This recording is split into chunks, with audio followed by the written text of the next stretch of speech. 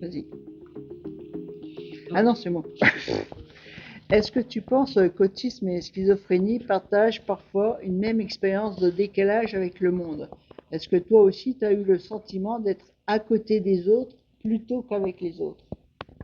oui, je crois que la personne différente, la personne handicapée est toujours reléguée à l'écart. Alors, la différence entre, par exemple, quelqu'un en fauteuil roulant et nous, c'est que on n'a pas tout de suite la clé d'explication, hein. Je veux dire, si par exemple vous êtes dans la rue, vous croisez une personne en fauteuil roulant, vous faites une idée assez rapide de ce que cette personne peut faire, ne peut pas faire, est-ce qu'elle va monter l'escalier avec vous, sans doute pas, etc., hein. De même pour une personne aveugle, hein. C'est pas toujours exact, mais on se fait une petite idée, hein, de comment fonctionne cette personne. Pour d'autres particularités comme la schizophrénie ou l'autisme, c'est peut-être moins évident de comprendre ce que cette personne vit, comment elle fonctionne.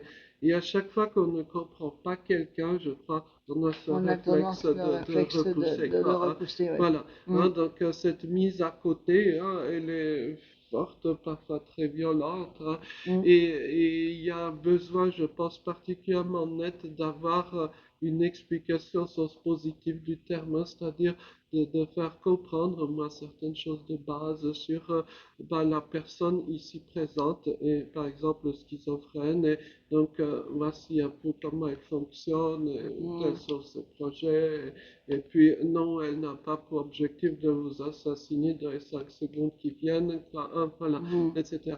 Donc il y a une petite clarification qui est Ouais. nécessaire, quoi, hein. Biologiquement, quand on ne comprend pas quelque chose, on a peur, on On a peur, rejette, quoi, ouais. un peu. Ouais. Et quand les gens apprennent la schizophrénie, qu'est-ce qui change dans leur regard? Alors, c'est pas dans le regard que ça change, mais c'est souvent, par exemple, c'est assez récurrent. Euh, je suis présidente d'une association, par exemple, et quand je suis avec une personne, on va dire normale, si on peut dire normale, on va dire, en fait, instinctivement, les gens glissent leur regard, glissent leurs commentaires vers les personnes qui sont normaux. Et du coup, je deviens transparente. À ce moment-là, en fait, j'existe plus. Il ne parle qu'à la personne qui est Hmm, neurotypique, comme on dit maintenant, oui, et ça a tendance à m'agacer parce que ben, du coup, j'ai l'impression d'être transparent, de ne pas exister, alors que bon, voilà, je suis quand même la présidente de l'association, par exemple, mais ça arrive partout. Enfin, dès que, en fait, je suis en présence d'une personne normale, on va dire que j'existe plus, je deviens transparente. On a à croire que une fois qu'on est déclaré schizophrène ou bipolaire, enfin ou en personne en souffrance psychique, en même temps on est perçu en souffrance psychique, on a perdu notre intelligence, on devient complètement stupide, c'est-à-dire bête à ne rien ne comprendre, alors que non, oui, on souffre d'une pathologie, la schizophrénie, la bipolarité ou quoi que ce soit, mais notre intelligence, elle est totalement intacte.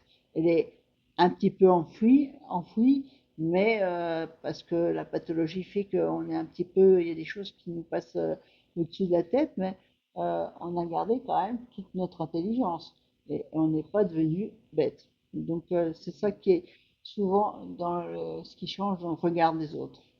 et dans le monde du handicap, on utilise souvent un vocabulaire enfantin, hein, pour désigner les adultes. Alors, par exemple, tel ou tel établissement pour adultes s'appelle les petits lutins. Voilà, par exemple, Euh, ce genre de- on s'est conduit.